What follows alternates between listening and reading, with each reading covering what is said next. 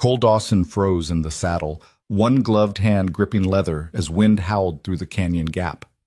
Through the broken slats of the Widow Hart's shack, he watched her feed her children scraps disguised as supper. Potato peels fried golden, stale bread soaked soft, three small faces believing the smile she wore like armor. His chest locked tight. He knew that hunger. He knew that lie. And when he rode home to his sprawling ranch and untouched roast, Cole Dawson, who'd clawed his way out of poverty and asked nothing from anyone, couldn't swallow a single bite. If you're watching from anywhere in the world, drop your city in the comments below. I want to see how far this story travels. And if it grabs you, hit that like button and stay until the end. You won't regret it. The wind off the Medicine Bow Range came down hard that March, carrying sleet and the smell of wet pine. Cole Dawson rode through the edge of town just past dusk, collar turned up, hat brim low, the kind of posture that said he had business and no interest in conversation. He'd made the 20-mile trip into Redemption Ridge for fence wire and lamp oil, the kind of errands that didn't require thought, only motion. His saddlebags were full. His mind was empty. That was how he preferred it. But the horse spooked. Not badly, just a sidestep, ears flicking toward the row of clapboard structures leaning into the hillside like old men too tired to stand straight. Cole steadied the mare with his knees, scanning for the source. A dog, maybe. A rattler still sluggish from the cold. Then he saw it. Through the broken slats of the furthest shack, lamplight flickered. A woman moved inside, her shadow stretching long against the warped planks, and three smaller shadows sat waiting at a table that looked like it might collapse if someone sneezed. Cole told himself to ride on, told himself it wasn't his concern. But the mare had stopped, and his eyes had already adjusted, and what he saw through those gaps in the wood punched the air clean out of his lungs. The woman was cooking, or pretending to. She stood at a cast-iron skillet over a fire so weak it barely threw heat, turning something in the pan with the care of a French chef preparing a feast. Her movements were precise, confident. The children watched her with the kind of reverence that made Cole's throat tighten. She lifted the skillet, tilted it just so, and slid the contents onto 3 tin plates. Potato peels, fried crisp and golden, stale bread, torn into chunks and soaked in bacon grease until it softened. A smear of something that might have been butter or lard or hope. "There we go," the woman said, her voice bright as new paint. "A proper supper." The oldest child, a girl maybe 9 or 10, picked up her fork. "Smells good, Mama, doesn't it?" The woman sat, folding her hands as if they were about to dine at the finest table in Cheyenne. "Eat slow, now. Savor it." The children obeyed. And the woman smiled. Cole had seen smiles like that before. He'd worn one himself years ago when his own mother had served him cornmeal mush and called it cake. The kind of smile that wasn't a lie, exactly. More like a shield. A way to stand between your children and the truth long enough for them to stay children a little while longer. His hands tightened on the reins. The smallest child, a boy no older than 5, looked up at his mother with eyes so trusting it hurt to witness. "Can we have more tomorrow, Mama?" The woman's smile didn't falter. "We'll see what the day brings, sweet boy. We'll see." Cole pulled his gaze away and kicked the mare into motion. He rode the last 2 miles to his ranch in silence, the wind biting at his face, his mind locked on an image he couldn't shake. 3 children eating scraps like they were blessed, and a woman holding herself together with nothing but will. When he reached the ranch, the house stood dark and solid against the night. 2 stories. Stone foundation. Glass windows that didn't rattle when the wind blew. He'd built it himself, board by board, after spending his first 5 years in Wyoming sleeping in a dugout with a dirt floor and a roof that leaked every time it rained. He unsaddled the mare, fed her oats, checked the latch on the henhouse. The motions were automatic, muscle memory carved from routine. Inside, he lit the lamps and stood in the middle of his kitchen, staring at the iron stove, the shelves stocked with flour and sugar and coffee, the cold roast sitting on the counter under a cloth. He cut a slice, set it on a plate, sat down, and couldn't eat. The potato peels, the stale bread, the woman's smile. He pushed the plate away and walked to the window, staring out at the darkness. Somewhere out there, 3 children were curled up under threadbare blankets, bellies half full, dreaming that tomorrow might be different. Cole Dawson, who'd spent 15 years building this ranch with his own hands, who'd pulled himself out of poverty through sheer stubborn will, who'd made a rule never to look back. Looked back. He remembered the winter he was 7, when his father died in a mine collapse, and his mother took in washing just to keep a roof over their heads. He remembered eating boiled potatoes for weeks, the same potatoes every night until he couldn't stand the sight of them. He remembered the day she'd smiled at him across the table just like that widow had smiled tonight, and he'd believed her when she said everything would be fine. 3 months later, she was dead. Fever, exhaustion, hunger dressed up as hard work. Cole had been sent to an uncle who didn't want him, worked like a mule until he was old enough to leave, and swore he'd never be hungry again, never be helpless, never need anyone. He'd kept that promise. But the widow's children weren't him, and maybe, just maybe, they didn't have to be. The next morning, Cole rode into Redemption Ridge before dawn. The general store didn't open for another hour, but he knew Sam Terrell kept early hours. He knocked on the side door, hat in hand, and waited. Sam opened it in his undershirt, suspicious. "Dawson? Hell you want at this hour?" "Need to buy some things." "Store opens at 7. "I'll pay extra." Sam studied him, then stepped aside. "Come on, then." Inside, the store smelled like coffee and sawdust. Cole moved through the aisles, pulling items off the shelves, a sack of flour, a dozen eggs, a pound of bacon, a jar of preserves, a tin of coffee, a cone of sugar wrapped in blue paper. He added a small cloth doll, hesitated, then grabbed a wooden top and a picture book. Sam watched from behind the counter, arms folded. "Someone's birthday?" "Something like that." "That'll be $4.60. Cole paid in cash, loaded everything into a burlap sack, and rode out before the sun broke the horizon. He left the basket on the widow's doorstep just as the sky turned gray. No note, no explanation. Just food, neatly packed, and the small toys tucked underneath. Then he rode to the ridge above the shack and waited. An hour later, the door opened. The woman stepped out, barefoot despite the cold, a shawl wrapped tight around her shoulders. She looked down at the basket, went very still, then glanced left and right as if expecting to see someone watching. Cole held his breath. She knelt slowly, pulled back the cloth covering the food, and her shoulders shook. For a long moment, she didn't move. Then she lifted the basket, carried it inside, and closed the door. Cole let out the breath he'd been holding and turned the mare toward home. 3 days later, he returned. The basket sat on the doorstep, cleaned and folded. A single wildflower, a prairie rose, early and stubborn, was tucked into the handle. Cole stared at it. Then he filled the basket again. By the second week, it had become routine. He rode into town before dawn, left the basket, and watched from a distance as she retrieved it. She never left the flower in the same place twice, sometimes in the handle, sometimes tucked under the cloth, once braided into the burlap itself. He started adding things. A jar of honey, a small sack of cornmeal, a bar of soap that smelled like lavender. And she started leaving things in return. The first was a drawing, crude and earnest, of a house with a smoking chimney. A child's hand had signed it in careful letters. "Thank you." The second was a small wooden bird, whittled smooth, wings spread as if in flight.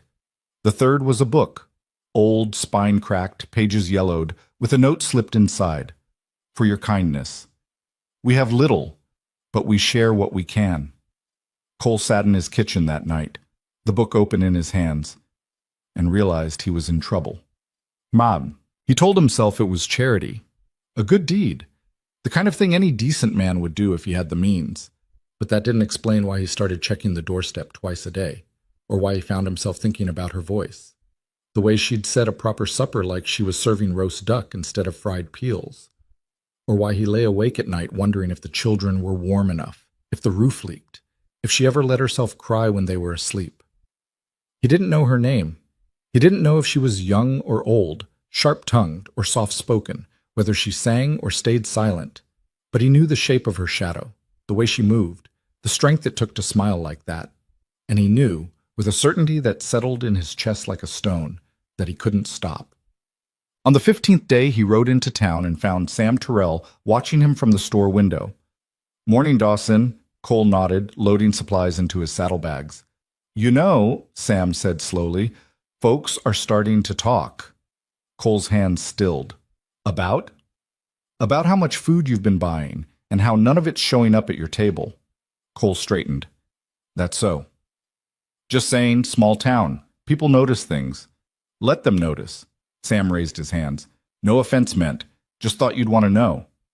Cole mounted his horse and rode out without another word, but the damage was done. By the end of the week, the whispers had started.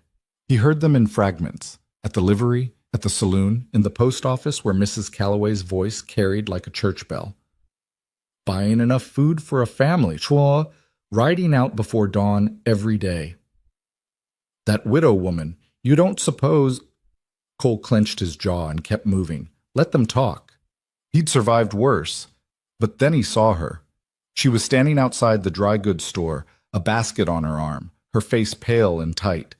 Two women walked past her without a word, their skirts swishing, their eyes cutting sideways. The widow lifted her chin and walked on, but Cole saw the way her hands trembled, the way she held herself like glass about to shatter. And he knew. The town had turned her kindness into scandal. That night he sat on his porch and stared at the basket he'd filled for the next morning. Flour, eggs, bacon, sugar, coffee. He could stop, ride into her life and back out again, leave her to fend for herself the way she had before. It would be easier, safer, the smart thing to do. Cole Dawson had built everything he had by being smart. But when he closed his eyes, he saw 3 children eating potato peels like they were blessed. He saw a woman holding the world together with a smile and a prayer, and he knew he couldn't walk away. Not now. Not ever. He loaded the basket onto his horse and rode toward town in the dark, the wind cold against his face, his heart beating steady and sure. Whatever came next, he'd face it, because some things, some people, were worth the risk. Well, the next morning the doorstep was empty. Cole stared at the space where the basket should have been, his chest tight, his mind racing. She'd never failed to return it before, never missed a day. He circled the shack twice, checking the back door, the woodpile, the narrow gap between her place and the neighboring structure. Nothing. He rode back to the ridge and waited. The door stayed closed. By noon, he was pacing. By dusk, he'd made a decision. If the town wanted to talk, let them talk. He was done hiding. The next morning, Cole Dawson rode down Main Street in full daylight, the basket visible in his arms, his hat tipped back so his face was clear for anyone who cared to look. People stopped, stared, whispered. He didn't slow down. At the widow's door he dismounted, basket in hand, and knocked. Silence. He knocked again, harder this time. The door cracked open. A sliver of face appeared. Dark eyes, pale skin, a mouth pressed into a thin line. "Mrs. Hart," he said quietly. Her eyes widened. "You?" "Yes, ma'am." She glanced past him at the street, where half the town had gathered to watch, her face flushed red. "You shouldn't be here." "I know. People are talking." "I know that too." "Then why?" "Because I'm done pretending." He held out the basket. "And because I'm asking you to marry me." The street went silent. The widow, Lila, he'd learned her name was Lila, stared at him like he'd lost his mind. Maybe he had. But before she could answer, before she could slam the door or laugh or cry, footsteps sounded behind him. Cole turned. The Reverend stood at the head of a small crowd, his face stern, his Bible tucked under one arm. "Mr. Dawson," he said slowly, "I think we need to have a conversation." Cole met his gaze without flinching. "I think we do." And as the town closed in, as Lila's hand tightened on the doorframe and her children peered out from behind her skirts, Cole Dawson stood his ground, because he'd spent his whole life running from hunger and shame, and he was done running. The Reverend's shadow stretched long across the packed dirt, and the crowd behind him shifted like cattle sensing a storm. Cole didn't move, didn't lower the basket. didn't step back from Lila's door. "Reverend Mitchell," he said evenly. The older man's jaw worked beneath his gray beard. "Mr. Dawson, this is irregular." "Is it?" "A proposal made in the street, in front of the entire town, without proper courtship or without asking your permission first, you mean?" A murmur rippled through the onlookers. Mrs. Calloway clutched her shawl tighter, her face pinched with disapproval. Beside her, Tom Hendricks from the feed store crossed his arms, while his wife Martha looked between Cole and Lila with something that might have been sympathy. Reverend Mitchell's eyes narrowed. "That's not what I—" "Then what?" Cole shifted the basket to one arm, his voice carrying clear and cold. "Because, from where I stand, the only irregular thing happening in this town is how fast good people turn charity into scandal." "Mr. Dawson." "She's been feeding her children potato peels." The words came out harder than he intended, each one landing like a hammer. "Fried scraps, stale bread soaked in grease, and every single one of you walked past that shack and did nothing." Silence crashed down. Someone coughed. A horse stamped in the street. Leela's voice came soft from behind him, barely above a whisper. "Cole?" He turned, and the sight of her stopped him cold. She stood in the doorway with her 3 children pressed against her skirts, her face pale but her spine straight. Her dark hair was pulled back severe, revealing the sharp angles of cheekbones that shouldn't have been quite so pronounced. But her eyes, brown and clear and fierce, held his without flinching. "You don't have to do this," she said quietly. "Yes, ma'am. I do. Not for us, not if it costs you. The only thing it costs me is knowing I could have helped sooner and didn't." He held out the basket again. "I'm not asking you to take charity, Mrs. Hart. I'm asking you to take me." Her breath caught. Behind her, the oldest girl, Emma, he'd learned from town gossip, stared at him with wide eyes. The middle child, a boy named Thomas, gripped his mother's skirt with white knuckles. And the youngest, little Samuel, peeked around Lila's legs with the kind of cautious hope that made Cole's chest ache. "You don't know me," Lila said, her voice shaking now. "You don't know what you'd be taking on. I know you fed your children on nothing and made them believe it was a feast. I know you returned every basket I left with something precious because you couldn't stand to just take. I know you've got more strength in your little finger than most men have in their whole bodies." He paused. "That's enough for me. The town can say what it wants." Reverend Mitchell cleared his throat, stepping closer. "Mrs. Hart, perhaps we should discuss this inside, away from—" "No." Lila's voice came sharper now, and she lifted her chin. "If Mr. Dawson is willing to stand here and speak his intentions in front of everyone, then I'll do him the courtesy of answering the same way." Cole's heart kicked against his ribs. Lila looked at him for a long moment, her eyes searching his face like she was reading a book written in a language she'd almost forgotten. Then she glanced down at her children, at Emma's hopeful expression, and Thomas's uncertainty, and Samuel's small hand clutching at her dress. "You're serious," she said finally, "about all of it?" "Yes, ma'am." "The children, too." "Especially the children." Her eyes filled, but she blinked the tears back hard. "I won't be a burden. I can work, I can cook and clean and mend and—" "I'm not asking you to earn your place, Lila. I'm asking you to share mine." The use of her first name rippled through the crowd like wind through wheat. Mrs. Calloway made a scandalized noise. Someone else whispered, but Cole kept his gaze locked on Lila's face, waiting. She opened her mouth, closed it, opened it again. "I don't—" her voice broke. "I don't understand why." "Because when I look at you, I see home," Cole said simply. "And I've been looking for that my whole life." The street held its breath. Then Emma stepped forward, slipping past her mother's restraining hand. She was thin, too thin, with dark braids and eyes too old for her face. She looked up at Cole with the kind of seriousness only children who've grown up fast can manage. "Are you the one who left the basket?" she asked. Cole crouched down to her level. "Yes, miss." "And the doll?" "That too." "Why didn't you tell us?" He glanced at Lila, then back at Emma. "Didn't want your mama to feel obligated. Wanted it to be a gift, not a debt."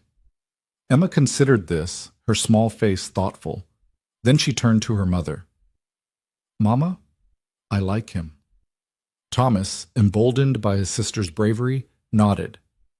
He brought the top, and the book. Samuel just stared, his thumb creeping toward his mouth. Lila's face crumpled, just for a second, before she pulled it back together. Children. Mrs. Hart. Reverend Mitchell's voice cut through, firm now. I must insist we move this discussion somewhere more appropriate. The middle of Main Street is exactly right. Cole straightened, facing the Reverend square. Because this town made it their business the moment they started whispering, so they can hear it straight. Mr. Dawson, your intentions may be honorable, but there are proprieties. Proprieties. Cole let the word hang there, bitter. Tell me, Reverend, where were these proprieties when Mrs. Hart's husband died and left her with 3 children and a shack that's falling down around their ears? Where were they when she started selling off her furniture piece by piece just to buy flour? Where were they last month when she fainted outside the butcher's shop because she hadn't eaten in 2 days? Martha Hendricks gasped. Tom's face went red. Reverend Mitchell's expression tightened. We've offered assistance, You've offered judgment. Cole's voice cut like a blade. You've offered pity and gossip and turned a blind eye when it suited you. Well, I'm not turning a blind eye. I'm standing here in front of all of you and asking this woman to marry me. And if that offends your sense of propriety, Reverend, then I suggest you take it up with someone who cares. The crowd erupted. Voices overlapped, some angry, some shocked, a few, very few, murmuring approval. Mrs. Calloway's voice rose above the rest, shrill and indignant. This is disgraceful. The man barely knows her. And to suggest that the town has let children starve while policing how a widow keeps her dignity. Cole turned to face the crowd fully now, his voice carrying over the noise. Every single one of you knew. You saw her walking to the well before dawn so no one would see how worn her dress was. You saw her children getting thinner. You saw, and you did nothing except cluck your tongues and talk about what a shame it all was. That's not fair, Tom Hendricks protested. We didn't know it was that bad. You didn't want to know, Cole shot back, because knowing would have meant doing something about it, and it's easier to whisper than to help. Silence dropped like a stone into water. Then a new voice spoke up, old Bill Carver, the blacksmith, stepping forward from the back of the crowd. He's got a point.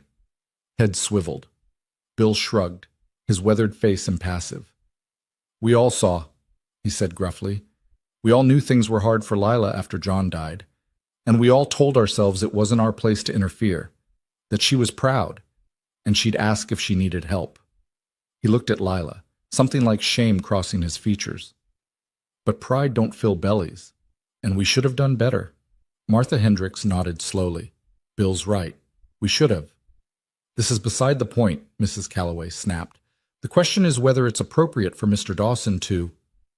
The question, Lila said, her voice ringing clear and strong, is whether I accept. Every eye turned to her. She stood taller now, her hand resting on Emma's shoulder, her chin lifted in a way that reminded Cole of the day he'd first seen her through the slats of that shack, holding her world together with nothing but will. Mr. Dawson is right about one thing, she said quietly. You all saw. You all knew. And whether it was pride or pity or politeness that kept you silent, the result was the same. My children were hungry and I was drowning, and not one of you threw a rope. Mrs. Calloway opened her mouth. Lila raised a hand. I'm not saying that to shame you. I'm saying it because it's true. And because Mr. Dawson here... She looked at Cole, and something shifted in her expression, something warm and raw and real. Mr. Dawson saw the same thing you did. But instead of looking away, he did something about it. Every single morning for 3 weeks, he left food on my doorstep. No name, no conditions, no expectation of thanks or repayment or anything except that I'd feed my children. Her voice thickened. She swallowed hard. He gave us dignity when the rest of you offered pity. He gave us hope when we'd almost run out. And now he's standing here in front of all of you, asking me to let him give us more. She paused, her eyes shining. So yes, the answer is yes. The street erupted again, but this time the noise was different, less scandalized, more astonished. Cole felt something release in his chest, something he hadn't realized he'd been holding clenched. "Lila," he started. She stepped forward, closing the distance between them, and took the basket from his hands. Her fingers brushed his, warm despite the cold morning air. "But I have conditions," she said firmly. He blinked. "Conditions?" "I won't be a kept woman. I'll work. I'll earn my place at your table and in your home. I'll pull my weight and then some.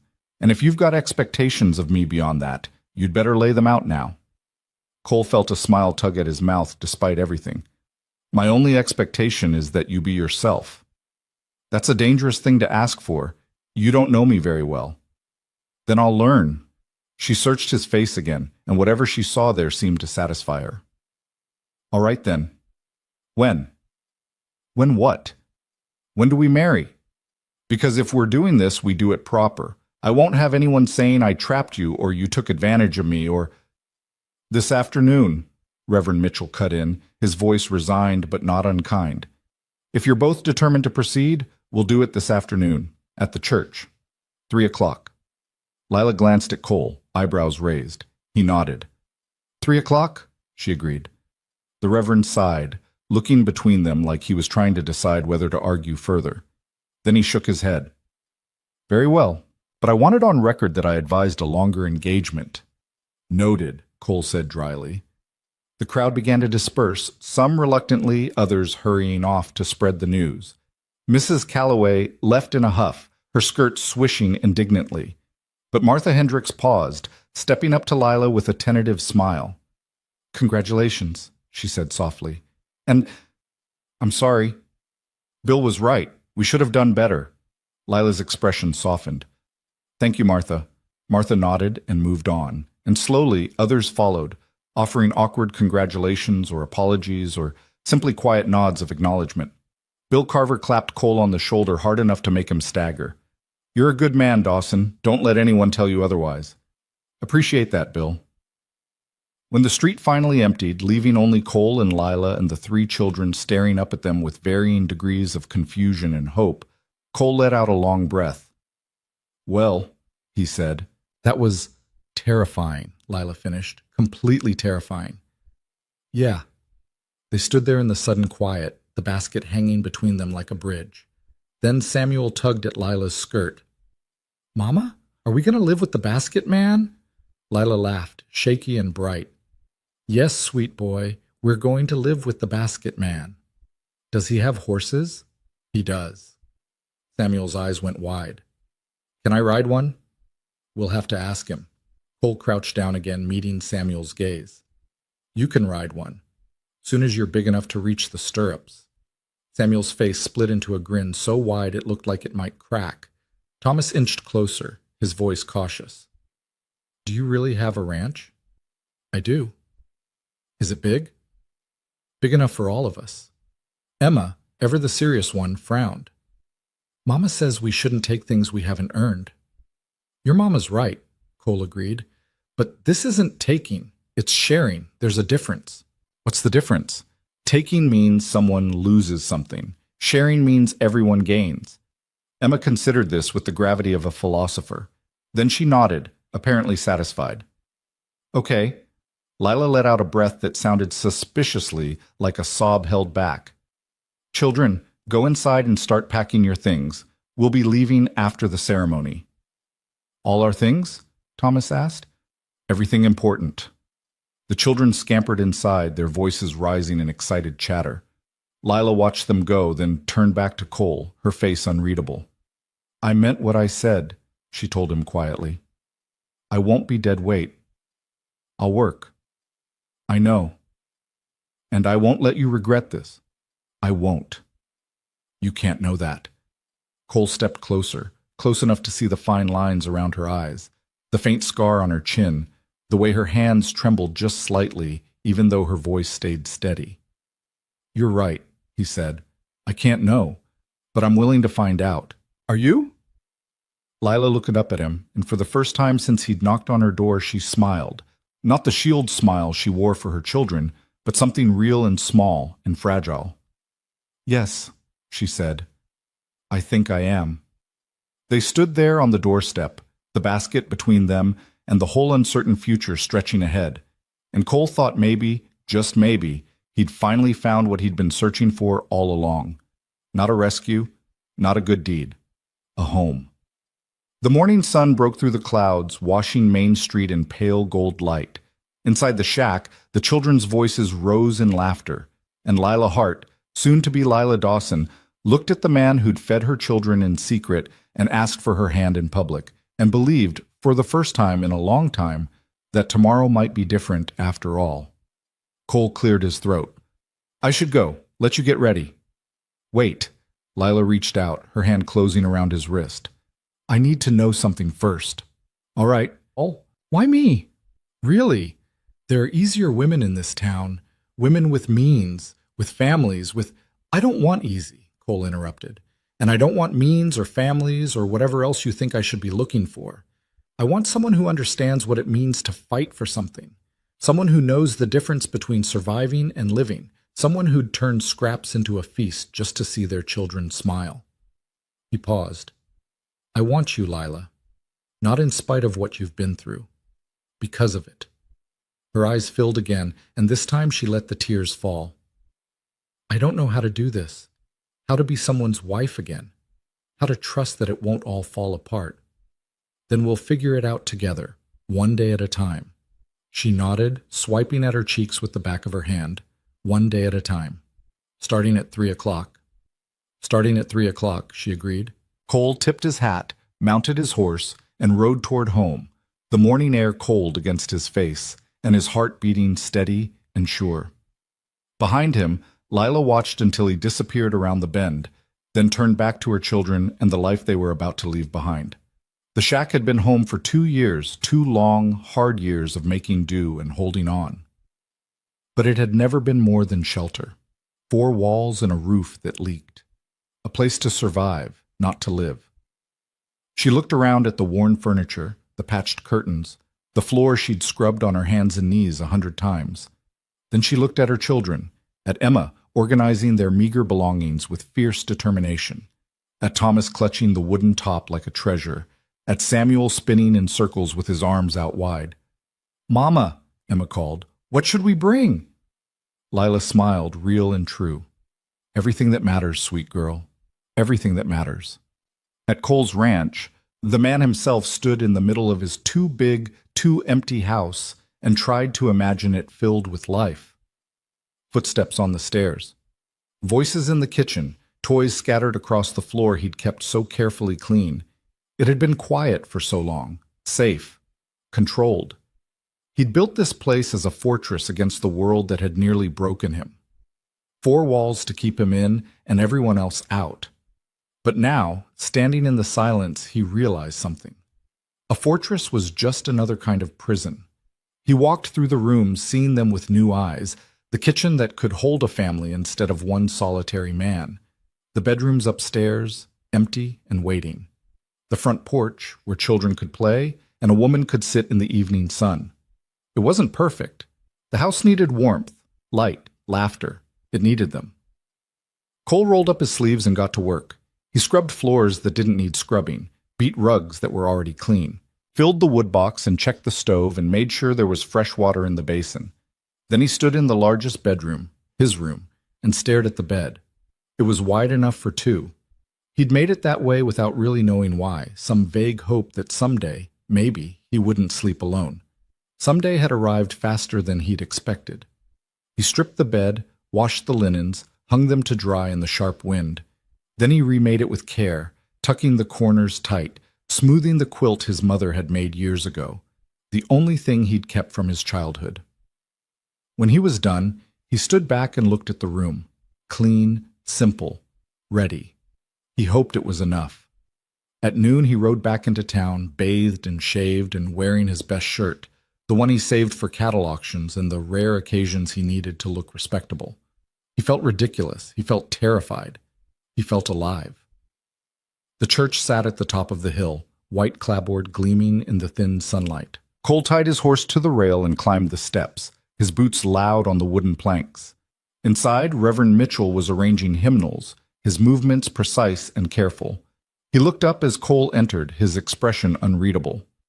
"Mr. Dawson, Reverend, you're early. Wanted to make sure everything was in order." The Reverend set down the hymnals and faced him fully. "Are you certain about this?" Cole met his gaze without wavering. "More certain than I've been about anything in my life. Marriage is not something to be entered into lightly, particularly with 3 children involved." "I know that. Do you?" The Reverend's voice gentled slightly. "Because it's one thing to provide for a woman and her children out of charity.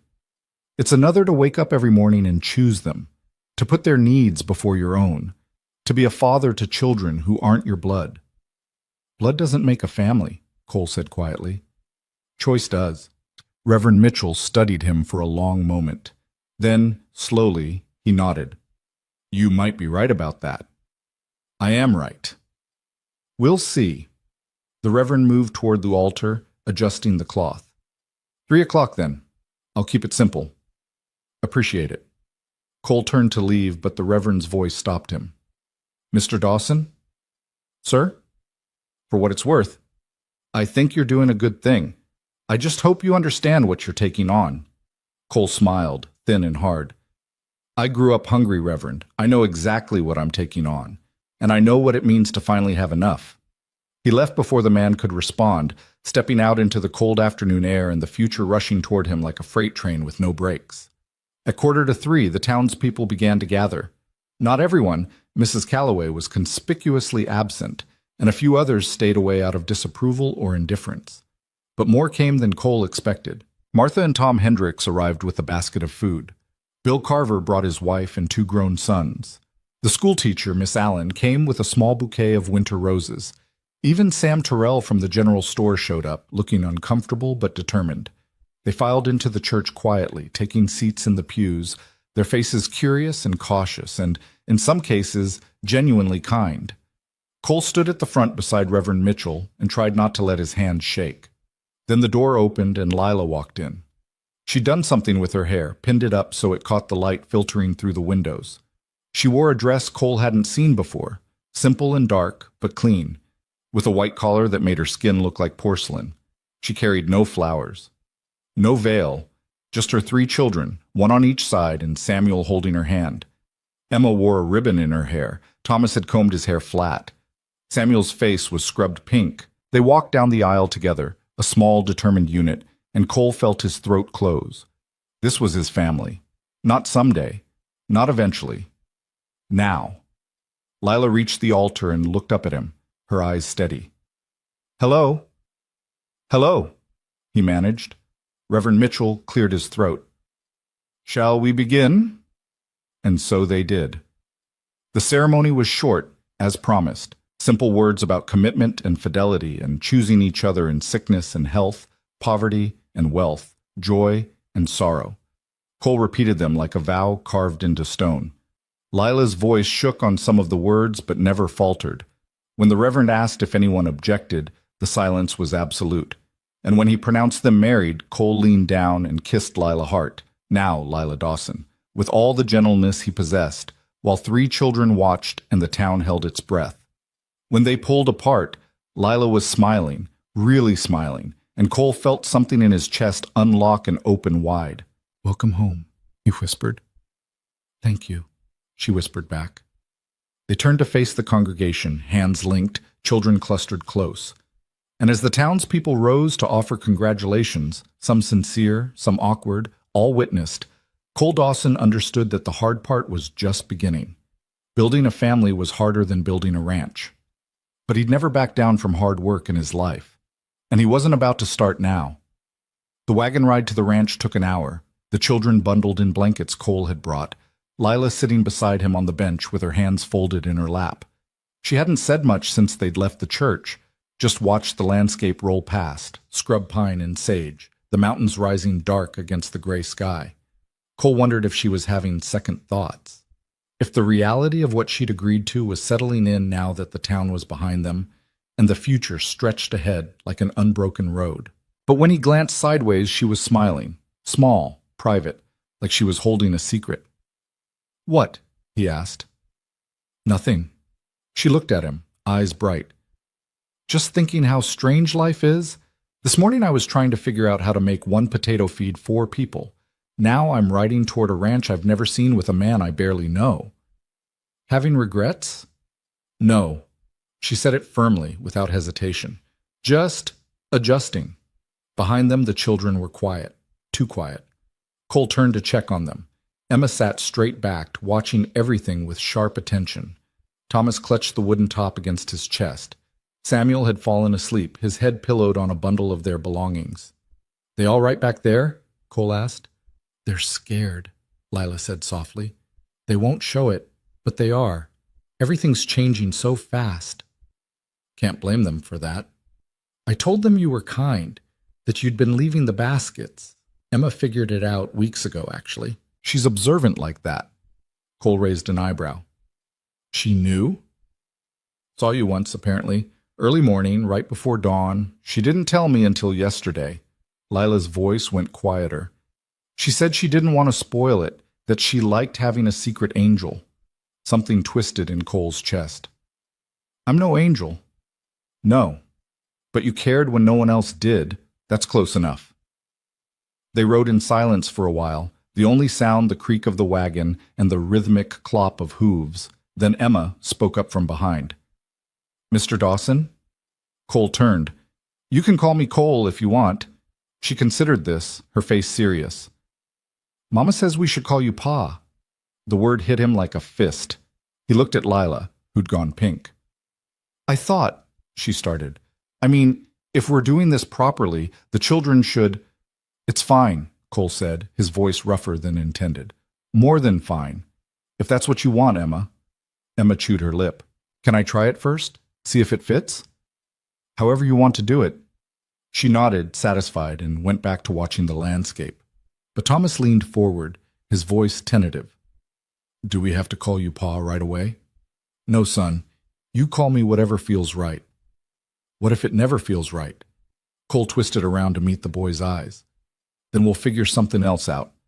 I'm not here to replace your father, just to add on, I guess." Thomas absorbed this, his expression unreadable. Then he nodded once and settled back. Lila touched Cole's arm lightly, a thank you that didn't need words. When the ranch came into view, Lila went still. Cole watched her take it in, the house solid against the hillside, the barn with fresh paint, the corrals and outbuildings, the creek cutting silver through the meadow beyond. "This is it," he said unnecessarily. "It's beautiful. It's functional." "It's beautiful," she repeated, firmer this time. "You built all this?" "Most of it. Hired help for the barn roof and the well." "How long have you been here?"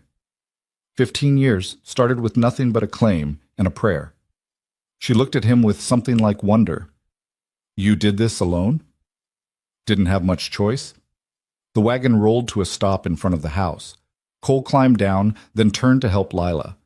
Her hand was warm in his, calloused from work, and she stepped down with the careful grace of someone who'd learned to make every movement count. The children tumbled out behind her, staring wide-eyed at everything.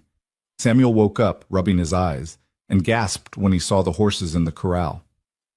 "Mama, horses!" "I see them, sweet boy. Can I—" He looked at Cole hopefully. "Tomorrow," Cole promised. "When there's better light. Tonight we get settled." He led them inside, watching Lila's face as she crossed the threshold.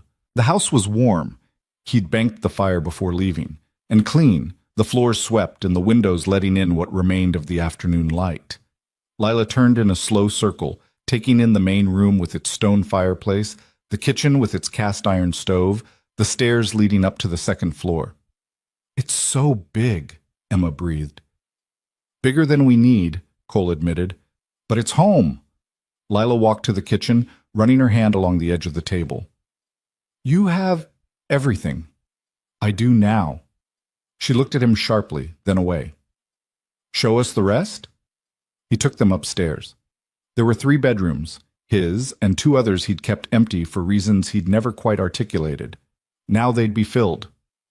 "This one's for the boys," he said, opening the first door. "And this one's for Emma." Emma stepped into her room like she was entering a cathedral. It was simple: a bed, a dresser, a window overlooking the meadow, but it was hers. She touched the quilt, then looked back at her mother with tears streaming down her face. "Mama." Lila crossed to her, kneeling down. "What is it, sweet girl? I don't have to share anymore?" "No, baby. It's all yours." Emma threw her arms around Lila's neck and sobbed. Thomas peeked into the boys' room, then at Cole. "Samuel snores. Then you can close the door." Thomas's mouth twitched, almost a smile. "Where do you and Mama sleep?" Cole gestured to the third door. "There. Can we see?" "If your mama says it's all right." Lila stood, wiping Emma's tears and her own. "Go ahead." The children filed into the master bedroom, and Cole watched their reactions. It was the biggest room, with a wide bed and a window seat and space for a crib if...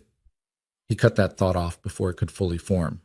Samuel bounced on the bed experimentally. "It's soft." "Samuel Hart, you get down from there," Lila said automatically, then caught herself. "I mean, it's fine," Cole said. "Let him bounce." Samuel grinned and bounced higher. Thomas investigated the dresser.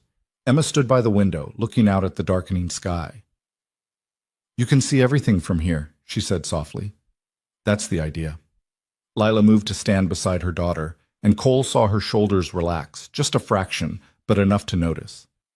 She'd been holding herself taut as wire since they'd left town, but here, in this room with her children safe and warm and fed, something in her finally began to unwind. "All right, you three," she said after a moment. "Let's unpack what we brought and get ready for supper." The children scattered. Cole caught Lila's arm gently. "You all right?" She looked up at him, her eyes bright and wet. "I keep thinking I'm going to wake up." "You're not dreaming." "How do you know?" "Because dreams don't usually involve 3 children and a widow who's too stubborn to cry in front of anyone." She laughed, shaky and surprised. "I'm not crying." "No, ma'am. Of course not." She swiped at her eyes, then squared her shoulders. "What do you have for supper?" "Whatever you want to make. Pantry's stocked." "You don't have someone who cooks for you?" "Just me, and I'm not much of a cook." "Then I'll earn my keep starting tonight." She moved toward the stairs, then paused. "Cole?" "Yeah?" "Thank you for all of this, for..." Her voice caught. "For seeing us." "Thank you for saying yes." She smiled, real and warm, and headed downstairs. Cole stood in the doorway of the bedroom he'd soon share with a woman he barely knew, listening to the sounds of his house coming alive, footsteps, voices, laughter, and felt something settle in his chest that he couldn't quite name. By the time he made it to the kitchen, Lila had already started working. She moved through his space like she'd been there for years, finding the flour and the lard and the knife, her hands quick and sure. "What are you making?" "Biscuits. And if you have any meat, there's bacon and a ham I was saving." "Bacon's fine. Children need to eat soon or they'll get cranky." Cole watched her work, the efficient way she rolled dough and cut circles, the practiced ease of someone who'd made 1,000 meals from nothing and could probably make a feast from what he considered basic supplies. Emma appeared at his elbow. "Can I help, Mama?" "Ask her, not me." Emma crossed to Lila. "Mama, can I set the table?" Lila's hands stilled. "I don't..." She looked around, taking in the cupboards. "I don't know where anything is." "Plates are there," Cole said, pointing. "Forks and knives in the drawer, cups on the shelf." Emma opened cupboards carefully, reverently, lifting out plates like they were made of gold. Thomas joined her, and together they set the table while Lila cooked and Samuel sat on the floor playing with the wooden top. It was the most noise the house had ever held. When the food was ready, they sat, all 5 of them around the table that had only ever held one. Cole looked at the biscuits piled high, the bacon crisp and steaming, the butter melting in a dish, and felt his throat tighten. "This is..." He stopped. "This is a lot of food." "It's supper," Lila said firmly. "A proper supper." Emma reached for a biscuit, then hesitated. "May I?" "Yes, sweet girl, take as many as you want." The children ate like they'd never seen food before, and maybe, Cole thought, they hadn't. Not like this. Not enough. Emma took small, careful bites. Thomas ate methodically. Samuel stuffed a whole biscuit in his mouth and grinned.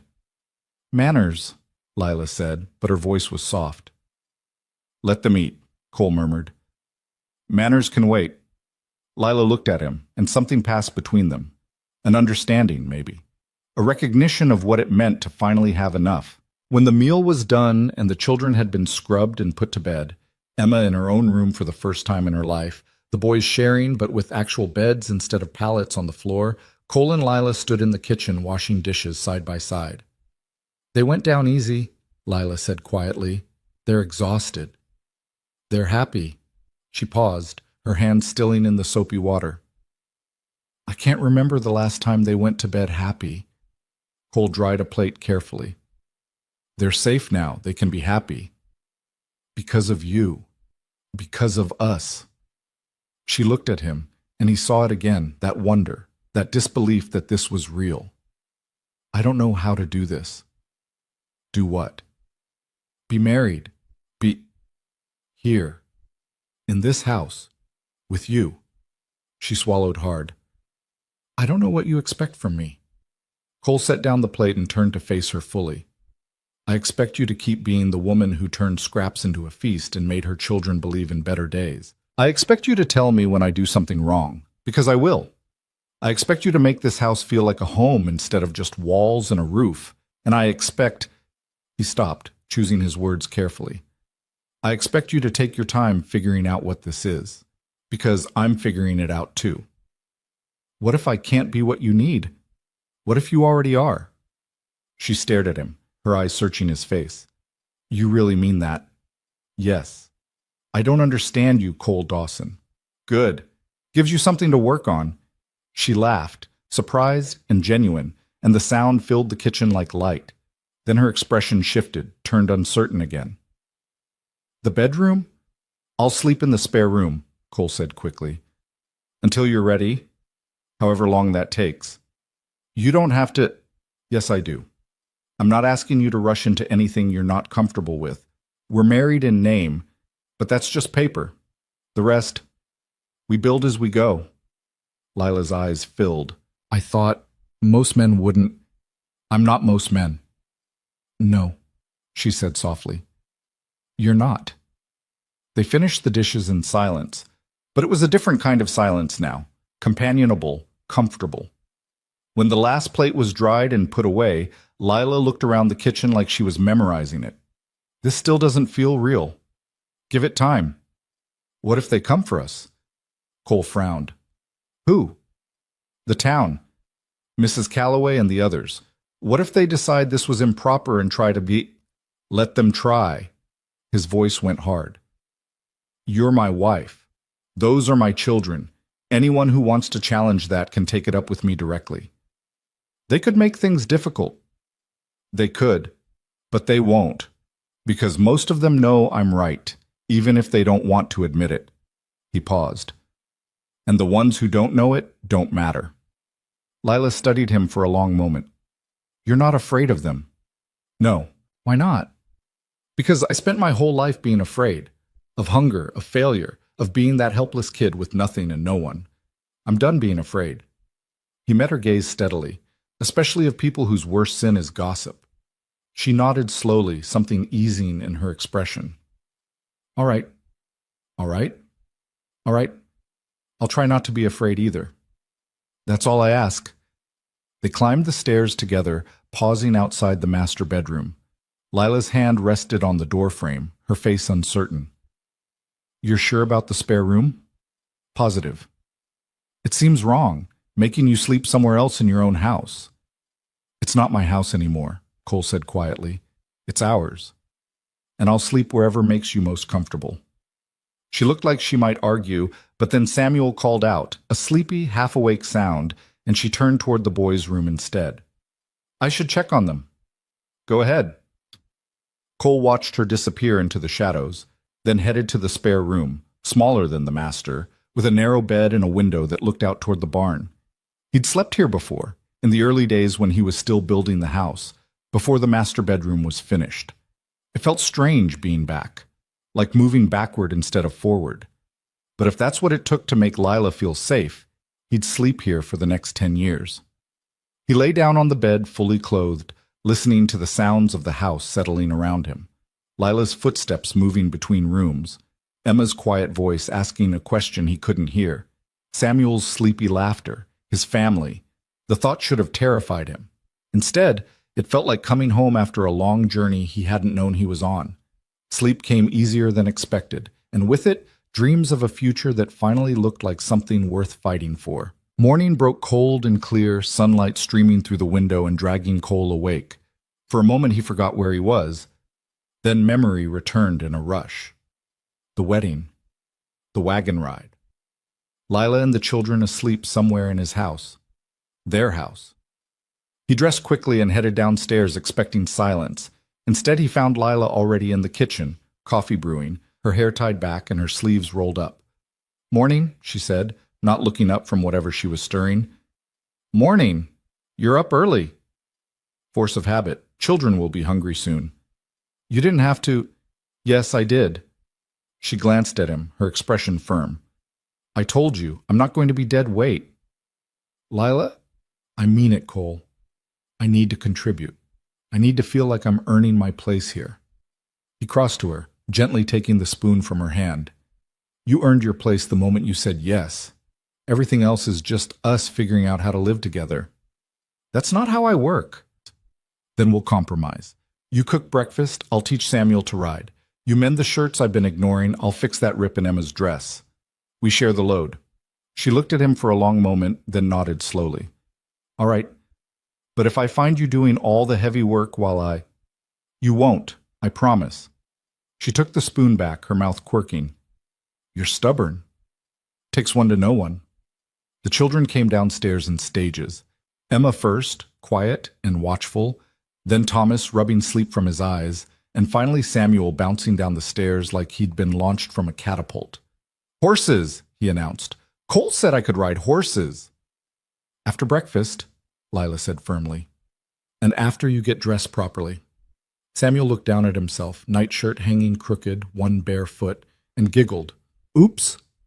Cole bit back a smile and poured himself coffee. The kitchen filled with the sounds of morning, plates clattering, Samuel chattering about horses, Emma asking quiet questions about the ranch. It was chaotic and bright, and nothing like the silent breakfast Cole had eaten alone for 15 years. It was perfect. After the meal, Cole took Samuel out to the corral while Lila and Emma tackled the breakfast dishes, and Thomas explored the barn. The morning sun was warm despite the chill in the air, and the horses moved restlessly, sensing the boys' excitement. "That one," Samuel said, pointing at the mare. "The pretty one. Her name's Copper. She's gentle. Can I pet her?" "Hold your hand out flat. Let her smell you first." Samuel obeyed, his small hand trembling with excitement as Copper lowered her head and snuffled against his palm. The boy's face lit up like the sun. "She likes me." "She does. Think you're ready to sit on her?" "Really?" Cole lifted Samuel onto Copper's back, steadying the boy with one hand while holding the mare's lead with the other. Samuel's eyes went wide as moons. "I'm so high." "You're doing great. Just hold on to her mane, nice and easy." They walked slow circles around the corral, Samuel giggling every time Copper shifted beneath him. From the house, Cole caught sight of Lila watching through the window, her hand pressed to her mouth. When they finished, Samuel slid down into Cole's arms, chattering a mile a minute. "Did you see, Mama? Did you see me riding?" Lila had come outside, her shawl wrapped tight. "I saw, sweet boy. You were very brave. Can I do it again tomorrow?" "We'll see." Samuel ran off to find Thomas, and Lila moved closer to Cole, her expression soft. "Thank you," she said quietly. He's never had that before. Someone just giving him time and attention like that. He's a good kid. All of them are. They are." She paused. "Their father he wasn't cruel, but he wasn't warm either. Practical, distant. The children never really knew him before he died." "I'm sorry." "Don't be. It's just, this is new for them, for all of us." She looked up at him.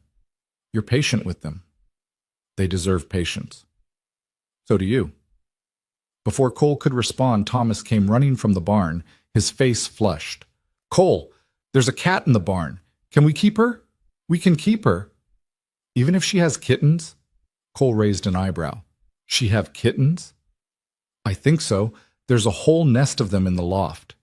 Lila laughed. Of course there is.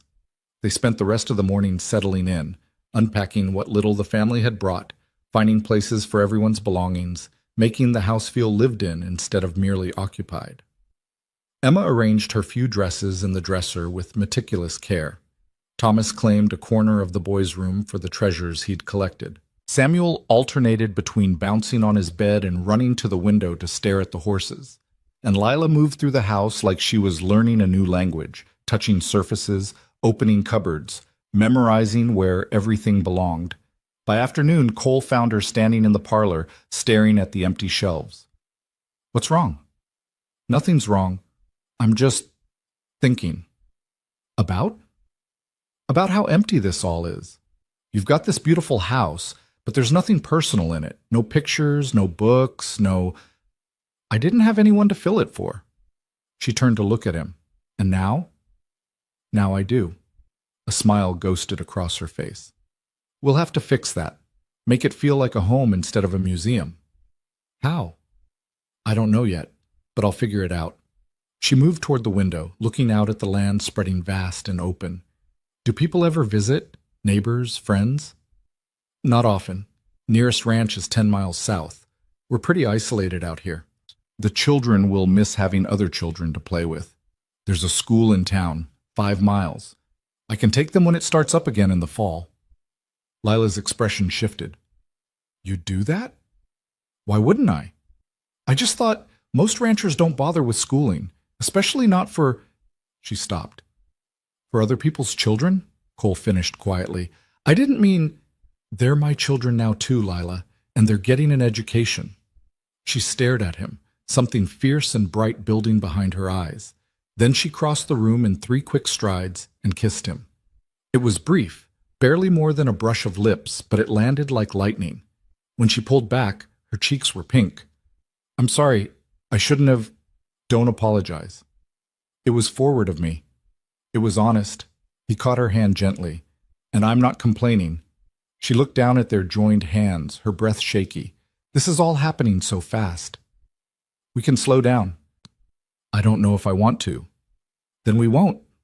They stood there in the parlor, sunlight streaming through the windows, the sound of children playing somewhere outside, and something between them shifted, settled into place like a puzzle piece finding its home. I should start supper, Lila said finally. I should check the fence line. Neither of them moved. Then Emma's voice called from upstairs, something about Samuel getting into things he shouldn't, and the moment broke. Lila squeezed Cole's hand once, then let go and headed toward the stairs. Cole watched her go, then stepped outside into the bright cold afternoon, his heart beating steady and his mind quiet for the first time in years. Whatever came next, whatever challenges or complications or conflicts, they'd face them together, and that, he thought, was more than enough. The fence line ran along the eastern ridge, 3 miles of posts and wire that kept the cattle from wandering into the ravines. Cole rode it methodically, checking for breaks, his mind only half on the work.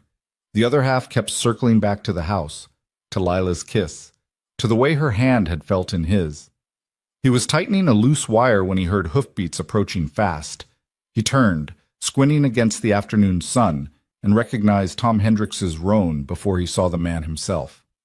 Tom pulled up hard, his horse blowing foam. Dawson. Hendricks.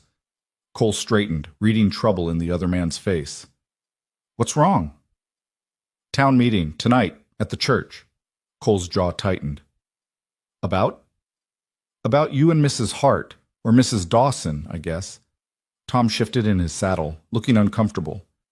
Mrs. Calloway's been stirring things up. Says the marriage was unseemly, that it sets a bad precedent. She's got half the town worked up about propriety and Christian values and wants to make an example of us.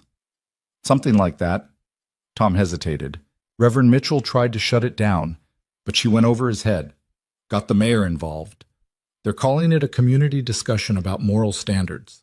That's what they're calling it. Yeah. Tom met his eyes. Thought you should know. Meeting's at 7. You don't have to come, but I'll be there. Might make things worse. Or it might end them. Cole swung back into the saddle. Thanks for the warning.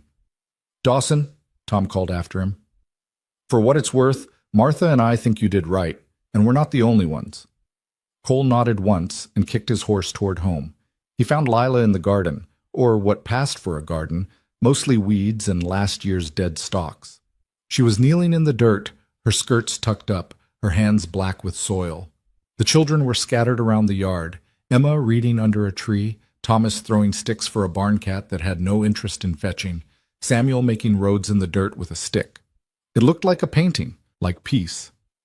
Cole hated to shatter it. Lila looked up as he approached, shading her eyes with one dirty hand. You're back early. We need to talk. Her smile faded. What happened? He told her, keeping his voice low so the children wouldn't hear. Watched her face go pale, then set, hard. They want to what? Discuss moral standards, which means they want to shame us into hell. I don't know what. Annulling the marriage, maybe? Making us prove we're respectable. How do we prove that? We don't. We tell them it's none of their business and we move on. Lila stood slowly, brushing dirt from her skirts. Cole, if the town decides if they turn against us completely, they already turned against you when they let your children go hungry. That was different. That was neglect. This is active hostility. So we face it head on. With 3 children watching? Her voice cracked. With Emma finally feeling safe, and Thomas starting to smile and Samuel sleeping through the night for the first time in months? You want to drag them back to town so people can judge us? Cole caught her hands, stilling them. I want to stand up in front of everyone who whispered about you and tell them they were wrong. I want to show them that we're not ashamed of what we did. And I want you to hold your head high while I do it. I don't know if I can. Yes, you can. You've been doing it your whole life. She looked at him, her eyes bright with unshed tears. What if they try to take the children? The question landed like a blow. Cole's hands tightened on hers. On what grounds? That I'm an unfit mother, that I married too quickly, under suspicious circumstances, She pulled away, wrapping her arms around herself. They could say anything, Cole, and some of it would be true. None of it would be true. I let my children eat scraps. I took charity from a stranger. I married a man I barely knew because I was desperate and... You survived. Cole's voice cut through her rising panic. You did what you had to do to keep your family alive. There's no shame in that. The town won't see it that way. Then the town can go to hell. Emma's voice piped up from under the tree. Mama, is something wrong? Lila turned, forcing a smile. No, sweet girl, everything's fine. But Emma wasn't fooled. She set down her book and crossed to them, her face worried. You're crying. Just dust in my eyes. You're a bad liar, Mama. Despite everything, Lila laughed, wet and broken. I know. Emma looked at Cole. Are we in trouble? Cole crouched down to her level. Some people in town aren't happy about your mama and me getting married. They want to have a meeting about it tonight. Why aren't they happy? Because they think we did things wrong. That we should have waited longer, been more proper. Emma's brow furrowed. But you were helping us.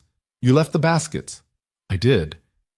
And Mama was taking care of us all by herself. She was doing her best. She was. So what did you do wrong? Out of the mouths of children, Cole felt something ease in his chest. Nothing, Emma. We didn't do anything wrong. Then why do we have to go to a meeting? Because sometimes adults make things complicated when they should be simple. Emma absorbed this with the seriousness of a scholar. Then she turned to Lila. Are we going? Lila looked between her daughter and Cole, her expression torn. I don't know if... We should go, Emma said firmly. If people are saying bad things about Mama, we should be there, so they can see we're a real family. Thomas had drifted closer, listening. I don't want to go to town. You don't have to, son, Cole told him. But Emma's right. Thomas's voice was quiet but steady. If they're talking about us, we should be there. Even Samuel had stopped playing, his small face uncertain. Are the people mad at us? Lila knelt down, gathering him close. Some of them are confused, sweet boy. But we're going to help them understand. How? By showing them we're happy, that we're a family, that we belong together. Samuel thought about this, then nodded against her shoulder. Okay. Cole met Lila's eyes over the children's heads. She looked terrified, determined, ready. All right, she said quietly. We go together. All of us. They cleaned up and changed into their Sunday clothes. The children scrubbed pink, Lila in her wedding dress because it was the nicest thing she owned, Cole in his good shirt and vest. They looked like a family heading to church, not a trial. The wagon ride back to town felt longer than it had 2 days ago. The children were quiet, sensing the tension. Lila sat rigid beside Cole, her hands clasped so tight her knuckles showed white. Whatever happens, Cole said low enough that only she could hear, we leave together. No matter what they say or threaten or demand, we're a family. They can't change that. They can try. Let them. Redemption Ridge came into view as the sun dipped toward the horizon, painting the buildings gold and red. The church sat at the top of the hill, and every window blazed with lamplight. Wagons and horses crowded the street. It looked like the whole town had turned out. Cole's stomach knotted, but he kept his face calm. Beside him, Lila took a shaky breath. I can't do this. Yes, you can. Cole, look at me. He waited until she did. You're the strongest person I've ever met. You kept 3 children alive on nothing but will and love. You can face a room full of gossips. What if I break down? Then I'll be right there, and so will they. He nodded toward the children. We're in this together. Emma leaned forward from the back. Mama, you always tell us to be brave even when we're scared. Lila's eyes filled. I do, don't I? So be brave. When did you get so wise? I learned from you. Cole pulled the wagon to a stop in front of the church. The noise from inside was already audible, raised voices, arguments, the heavy thump of someone's fist on wood. He climbed down, then helped Lila and the children. They stood together in a small, tight cluster, and Cole felt a surge of something fierce and protective. This was his family, his, and he'd be damned if he'd let anyone take them apart. They walked up the church steps together. Cole opened the door. The noise cut off like someone had sliced it with a knife. Every face turned. Cole counted maybe 60 people, half the town, give or take. Mrs. Calloway stood at the front near the altar, her expression triumphant. Mayor Briggs sat in the front pew, looking uncomfortable. Reverend Mitchell stood off to the side, his face carefully neutral. Mr. Dawson, the mayor said, standing. We weren't expecting... You're having a meeting about my family, Cole said evenly. Seemed appropriate that we attend. Mrs. Calloway's mouth pinched. This is a private community discussion. About us, which makes it our business. It's about moral standards. It's about gossip dressed up as concern. Cole moved down the aisle, Lila and the children following. He could feel every eye on them, hear the whispers starting up again.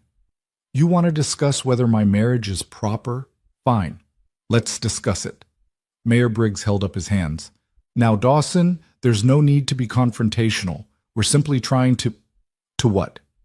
Decide whether my wife is respectable enough, whether her children deserve a home, whether I had the right to help a family in need without asking your permission first. That's not... Mrs. Calloway started. Yes, it is, Cole's voice carried to every corner of the church. That's exactly what this is. You're all sitting here judging us because we didn't follow your rules, because we chose each other too fast, too publicly, without waiting for you to approve. There are proprieties, Mrs. Calloway insisted, standards of behavior that you ignored when Lila's children were starving. Cole turned to face her directly. Where were your standards then? Where was your moral outrage when a widow was selling her furniture to buy flour? When her children were eating potato peels because that's all she had? Where was this community concern when it actually mattered? Silence crashed down. Someone coughed. Martha Hendricks looked at her lap. We didn't know it was that bad, someone said from the back. You knew. Cole's voice went hard. Every single one of you knew. You saw her getting thinner. You saw the children's clothes getting more worn. You saw, and you did nothing except talk about what a shame it all was. That's not fair, Mayor Briggs protested. We can't be expected to care? To help? To do more than whisper? Cole shook his head. I'm just one man. I've got one ranch, one pair of hands, and I managed to feed this family for 3 weeks before I asked Lila to marry me. What's your excuse? The silence was absolute now. Lila stood beside him, her chin up, her children pressed close. Emma's hand found his, small and warm. Mrs. Calloway's face had gone red. This is beside the point. The point is that you proposed to Mrs. Hart in the middle of the street after knowing her for less than a month. The point is that you brought scandal to this community. With my what? Cole stepped forward. My kindness? My willingness to help? My refusal to let children starve while you all debated propriety? You made a spectacle. I made a choice, and I'd make it again. Mr. Dawson? Reverend Mitchell's voice cut through, calm but firm. Mrs. Calloway has raised some legitimate concerns about the speed of your courtship and whether what? Lila's voice rang out, surprising everyone, including herself, from the look on her face. But she didn't back down. Whether I married him for money? Whether I trapped him? Whether I'm using him? The Reverend's expression softened. No one is suggesting, yes, they are. Lila's voice shook but held strong. That's exactly what you're all thinking, that I'm some desperate widow who sank her claws into the first man who showed me kindness, that I sold myself and my children for a warm house and full bellies. Mrs. Dawson, well, you're right. She laughed, bitter and bright. I was desperate. I was so desperate I was grinding corn cobs to make flour. I was so desperate I was burning candles down to nothing and then burning the wax. I was so desperate I told my children that eating once a day was normal, that being hungry was just part of life. Her voice broke. She swallowed hard and continued. And yes, when Cole Dawson asked me to marry him, I said yes because I needed help, because I couldn't do it alone anymore, because I was drowning and he threw me a rope. She looked around the church, meeting eyes that wouldn't meet hers. But you know what? He needed us too. He had this big empty house and no one to fill it. He had more money than he could spend and no purpose for it. He was lonely, and we were desperate, and we found each other. That's not a basis for marriage, Mrs. Calloway said stiffly. No? Lila turned to her. What is then? Love at first sight? Years of courtship? Because I loved my first husband, and he left me with nothing but 3 children and a shack that's falling down. So forgive me if I don't think love is the only thing that matters. Lila, Cole started, but she shook her head. No, I need to say this. She faced the congregation fully now, her shoulders back. You all want to know if this marriage is real? If we're doing it for the right reasons? Fine, I'll tell you. I married Cole Dawson because he saw me. Not the widow, not the charity case, not the woman to be pitied. Me. The person who was doing her best and failing anyway. He saw me and he didn't look away. Her voice softened. And every morning for 3 weeks, he left food on my doorstep. Not because he wanted something from me. Not because he expected gratitude or repayment or anything except that I'd feed my children. He gave freely, anonymously, without conditions. And when the town started talking, when his kindness turned into scandal, he didn't hide. He didn't slink away and protect his reputation.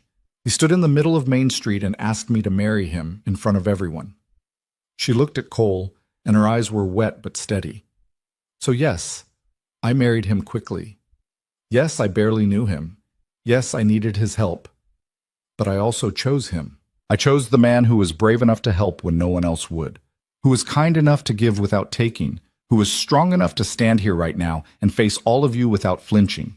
She turned back to the congregation. So if you want to judge this marriage, judge away. But know that your judgment says more about you than it does about us. The church was so quiet Cole could hear the wind outside. Then Emma spoke up, her young voice clear. My mom is the bravest person I know. And Cole's been kinder to us in 2 days than anyone in this town has been in 2 years. So if you want to say bad things about them, you'll have to say them about me too.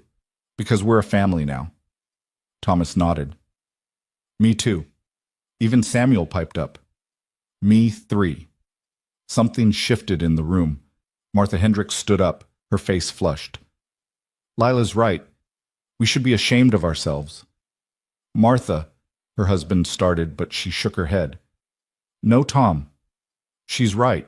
We all saw what was happening, and we told ourselves it wasn't our problem, that Lila was too proud to accept help. But the truth is, we were too comfortable to offer it. She looked at Lila. I'm sorry, we should have done better. Bill Carver stood up next. Martha's right. We failed you, Lila. And Dawson here did what the rest of us should have done months ago. One by one, people began to stand. Not everyone. Mrs. Calloway remained seated, her face like stone, and a few others stayed stubbornly in their pews. But more than half the congregation rose, and the message was clear. Mayor Briggs cleared his throat. Well, I think it's safe to say that this community supports the Dawson family. Mrs. Calloway, I appreciate your concerns, but this is a travesty, she snapped. You're condoning behavior that saved 3 children from starvation, the mayor interrupted, his voice firm. That brought 2 good people together. That reminded us what this community is supposed to be about. He turned to Cole and Lila. I apologize for this meeting. It shouldn't have happened. But it did, Cole said. And now everyone knows where they stand. Indeed, the mayor looked around the room. This meeting is adjourned, and I suggest we all go home and think about what kind of neighbors we want to be. People began to file out, some stopping to offer quiet apologies or congratulations. Mrs. Calloway swept past without a word, her back rigid with indignation. But most of the faces were kind, or at least chastened. When the church finally emptied, only the Dawson family remained, and Reverend Mitchell, who approached slowly. That was quite a speech, Mrs. Dawson. Lila was shaking now, the adrenaline wearing off. I didn't plan it. The best speeches never are. He looked at Cole. I owe you an apology. I should have shut this down before it started. You tried. Not hard enough. The Reverend sighed. For what it's worth, I think you're good for each other, and those children are lucky to have you both. Thank you, Lila said quietly. The Reverend nodded and left them alone in the silent church. Cole turned to Lila, seeing the tears starting to fall now that there was no one left to be strong for. Come here, he said softly. She walked into his arms and broke. Great shaking sobs that she'd been holding back for hours, maybe years. Cole held her tight, one hand in her hair, while the children clustered close. You did so good, he murmured. So good, Lila. I'm so proud of you. I was terrified. I know, but you didn't let them see it. Yes, I did. I was shaking the whole time. Being brave doesn't mean you're not scared. It means you do it anyway. She laughed wetly against his chest. Emma said the same thing. Smart girl. Emma beamed. Thomas and Samuel pressed closer, and suddenly they were all tangled together, 5 people who'd been strangers a week ago, now bound by something stronger than blood. When Lila finally pulled back, her face was blotchy and her eyes were red, but she was smiling. Can we go home now? Yeah, Cole said. Let's go home. The ride back to the ranch was quiet but different from before. Lighter, easier. The children fell asleep in the back, worn out from the emotional weight of the evening. Lila leaned against Cole's shoulder, and he wrapped an arm around her. You know what you said in there, he said quietly, about me being lonely, about needing you as much as you needed me. I'm sorry if it was true. He paused. I've been alone for 15 years. Built this whole life, this whole ranch, and there was no one to share it with. No one to care if I succeeded or failed. I told myself I liked it that way, that I didn't need anyone. And now I know I was lying to myself. He tightened his arm around her. You didn't trap me, Lila. You saved me. She tilted her head to look up at him. From what? From a life that looked successful but felt empty. From waking up every morning and wondering what the point of it all was. From dying alone in a house full of things that didn't matter. Cole, I mean it. You and these kids, you're the point. You're what I've been building toward without knowing it. She reached up and touched his face, her fingers gentle. I think we saved each other. Maybe we did. They rode the rest of the way in comfortable silence, the stars coming out overhead, the night air cold and clean. When they reached the ranch, Cole carried the sleeping children inside one by one while Lila heated water for tea. They sat at the kitchen table long after the children were in bed, talking quietly about everything and nothing. About their childhoods, their fears, their hopes for the future. About how strange it was to be married to someone you were still getting to know. "I don't regret it," Lila said finally. "Any of it. I know I should probably feel rushed or uncertain or... But you don't." "No, it feels right. Terrifying, but right." Cole reached across the table and took her hand. "I'm going to make mistakes. I don't know how to be a husband or a father. I'm going to do things wrong. So will I. But we'll figure it out together." "Together," she agreed. They sat there in the lamplight, hands joined across the table, and Cole thought about the town meeting, about Lila's fierce defense of their family, about the way the children had stood with them without hesitation. They'd faced the worst the town could throw at them, and they'd come through it intact, stronger even. Whatever came next, they'd be ready. Spring arrived in pieces. First the mud, thick and clinging, that turned the ranch yard into a bog. Then the green, pushing up through the last patches of snow in defiant bursts. Finally the warmth, real warmth that made the air smell like earth and possibility. The Dawson Ranch transformed. Lila planted a garden that stretched from the back porch to the fence line, rows of potatoes and carrots, beans climbing stakes, tomato plants that she babied like infants. She worked the soil every morning, her hands black with dirt, her face peaceful in a way Cole had never seen in those first desperate weeks. "You don't have to work this hard," he told her one morning, watching her dig another row. She looked up, squinting against the sun. "I know." "Then why?" "Because I want to. Because I spent 2 years watching things die and now I get to watch them grow."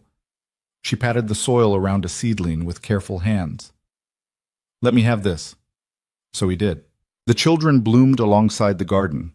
Samuel grew bold on horseback, graduating from copper to a smaller gelding that Cole bought specifically for him. The boy rode circuits around the corral every afternoon, his laughter carrying on the wind.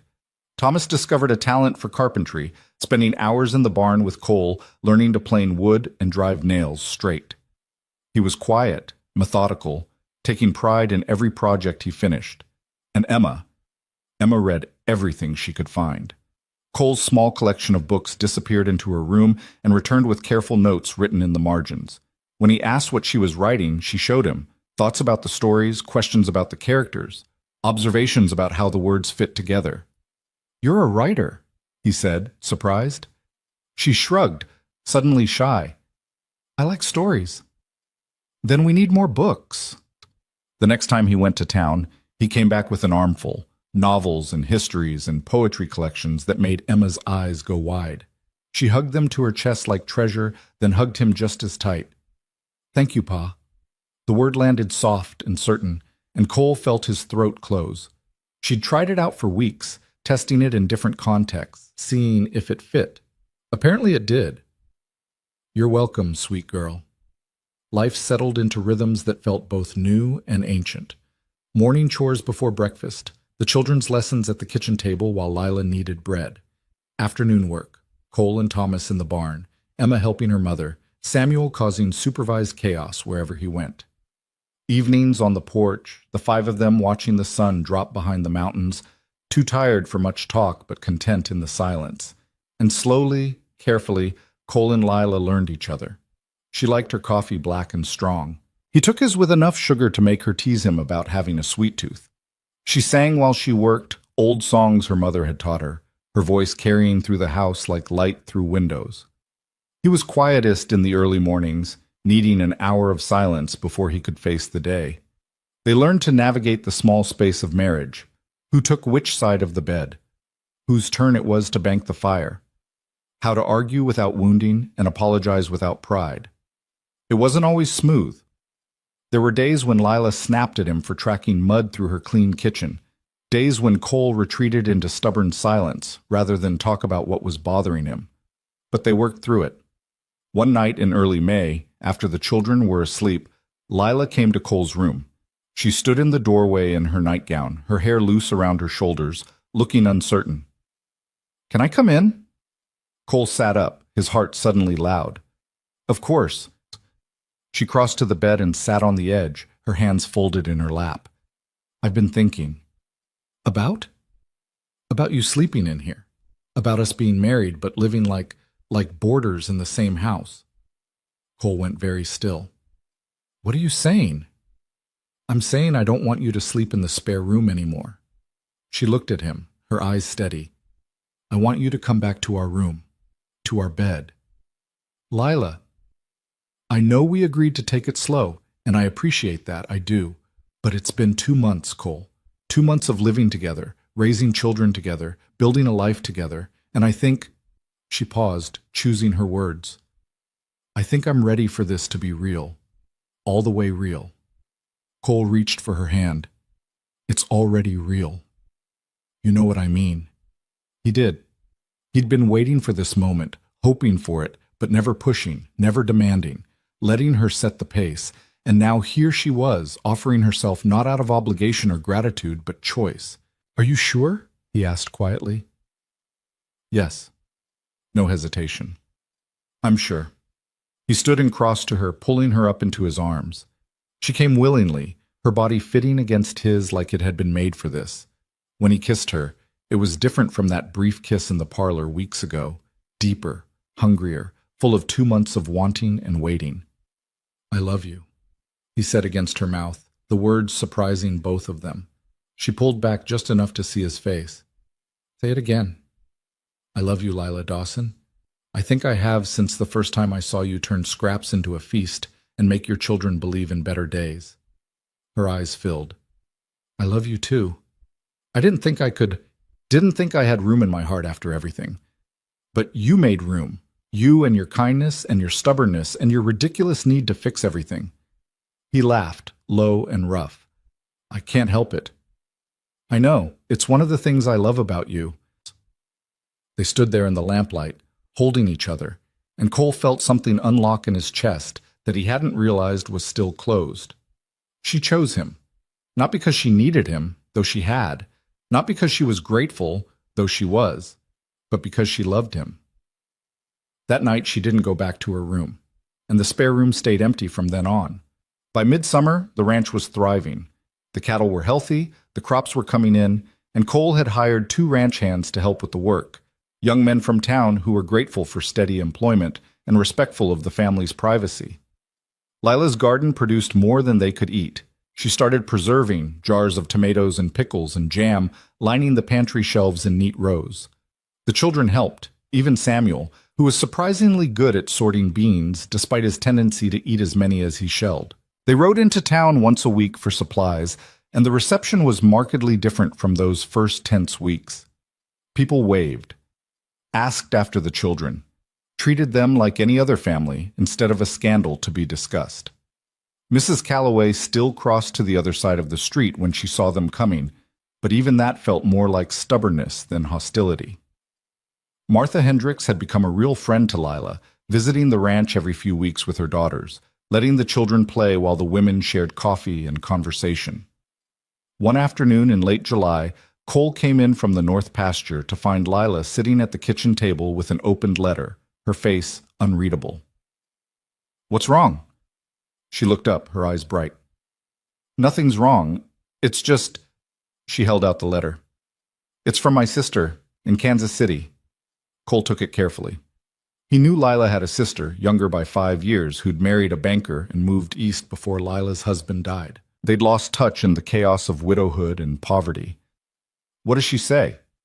She wants to visit, she and her husband. They're taking the train west and want to stop here for a few days. Lila's voice went uncertain. I haven't seen her in 3 years. She doesn't even know about you, about any of this. Then we'll tell her.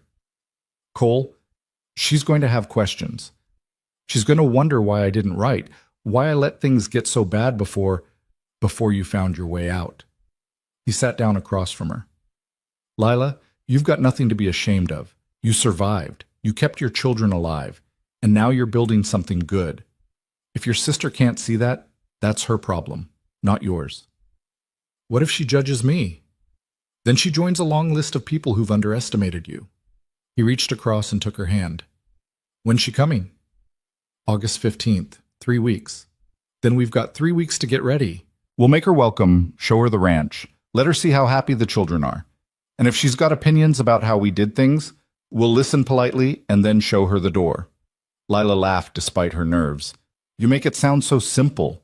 "It is simple. We're happy. We're together. That's all that matters." She squeezed his hand. "You really believe that?" "Every word." The 3 weeks passed in a blur of preparation. Lila cleaned the house top to bottom, cooked enough food to feed an army, and worked herself into a state of anxious anticipation that Cole tried unsuccessfully to soothe. "She's going to think I married you out of desperation," Lila fretted the night before her sister's arrival. "You did marry me out of desperation." "That's not helping." Cole pulled her close. "You married me because I was there when you needed someone. But you stayed married to me because you chose to. That's the part that matters." She relaxed against him. "When did you get so wise?" "The day I watched a woman feed her children potato peels and call it a feast." The next afternoon, a hired carriage pulled up to the ranch. Cole stood on the porch with Lila, the children arranged around them like soldiers preparing for inspection. Emma had insisted on wearing her Sunday dress. Thomas had combed his hair flat. Samuel bounced on his toes, too excited to stand still. The carriage door opened and a woman stepped out, younger than Lila, dressed in city clothes that looked absurdly formal against the backdrop of the ranch. Her husband followed, a tall, thin man with spectacles and careful movements. "Catherine," Lila breathed. The sisters looked at each other across the distance of the yard. Then Catherine's face crumpled, and she ran. They met halfway, colliding in a tangle of arms and tears and 3 years of silence. Cole heard Catherine's voice, high and broken. "I'm so sorry. I'm so sorry I didn't come sooner. I didn't know how bad it was. Your letter said everything was fine, and I believed you because I wanted to, and—" "Hush," Lila said, holding her tight. "You're here now. That's what matters." They pulled apart, both crying, both laughing. Catherine turned to the children, her hand flying to her mouth. "Emma, is that you? You're so tall. And Thomas, oh, Thomas, you look just like your father. And who's this?" She crouched down to Samuel's level. "You must be Samuel. I haven't seen you since you were a baby." Samuel hid behind Lila's skirts, suddenly shy. Catherine straightened, looking past them to Cole. "And you must be the famous Mr. Dawson." "Cole," he said, offering his hand. "And this is my wife's sister, which makes you family. You're welcome here." Catherine shook his hand, studying his face with sharp eyes. "My sister writes that you're a good man." "I try." "She also writes that you saved her life." "She saved mine first." Catherine's expression shifted. Surprise, then understanding, then something that looked like approval. "Well, I think we have a lot to talk about." They spent the next 3 days catching up. Catherine and her husband, David, quiet and bookish, settled into the spare room and fell easily into the rhythm of ranch life. Catherine helped Lila in the garden, interrogated Cole about his intentions with the thoroughness of a lawyer, and spent hours playing with the children who'd been strangers to her until now. On the second night, after the children were in bed, the 4 adults sat on the porch with coffee and watched the stars come out. "I need to apologize," Catherine said quietly. "When John died, I should have come. I should have helped you instead of just sending letters asking if you were all right." "You had your own life," Lila said. "That's no excuse. You're my sister, and I let you struggle alone because it was easier than facing how bad things were." Catherine's voice thickened. "When I got your last letter, the one that said you'd remarried, I almost didn't come. I was afraid you'd done something desperate, married some awful man just to survive." "I did marry out of desperation," Lila admitted, "but not desperation for money or security, desperation to give my children a chance. And I got lucky. I got Cole." Catherine looked at him. "She says you left food on her doorstep for weeks without telling her." "Yes, ma'am." "Why?" "Because she needed it, and because I could. Most men would have expected something in return. I'm not most men." Catherine smiled. "No, I can see that." She turned back to Lila. "You love him." It wasn't a question, but Lila answered anyway. "With everything I have." "And he loves you." "He does." "Then I'm happy for you." Catherine reached across and squeezed Lila's hand. You deserve this. After everything you've been through, you deserve happiness. So do you, Lila said softly. They sat in comfortable silence for a while, the night air warm and sweet. Then David spoke up, his voice thoughtful. I've been watching the children, watching the way they interact with you both. And I have to say, Mr. Dawson, Cole, I've never seen children more secure, more loved. Whatever happened in the past, you've built something remarkable here. Cole felt his throat tighten. They make it easy. No, David said firmly. Children don't make anything easy. But you've chosen to love them anyway. That takes character. They're mine, Cole said simply. Blood or not, they're mine. Emma's voice came from the doorway, sleepy and small. Pa? I had a bad dream. Cole stood and crossed to her, scooping her up, even though she was getting too big for it. What about, sweet girl? That we had to leave, that this wasn't real. It's real, he promised, carrying her back to bed. This is real, and you're staying, and nothing's going to change that. Promise? Promise. He tucked her in, kissed her forehead, and returned to the porch to find Lila wiping tears from her face. She still has nightmares, she told Catherine, about going back to the shack, about being hungry again. How often? Less than before. But still, Lila's voice broke. I hate that she has to carry that all of them do. They're children, Catherine said gently. They'll heal, especially here, with you two. I hope so. I know so. I've seen the way they look at Cole, like he hung the moon. Catherine paused. That's not something you can fake. That's earned. Cole looked at Lila, saw the love and gratitude and hope shining in her eyes, and felt his heart swell so large it hurt. This was what he'd been building toward his entire life. Not the ranch, not the money, not the success. This family, sitting on this porch under these stars together. When Catherine and David left 3 days later, there were promises to visit again, to write more often, to stay connected. Catherine hugged Lila so tight she lifted her off the ground. You did good, sister. You found yourself a good man and you made a good life. I'm proud of you.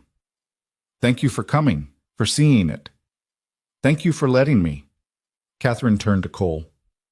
Take care of her and those babies.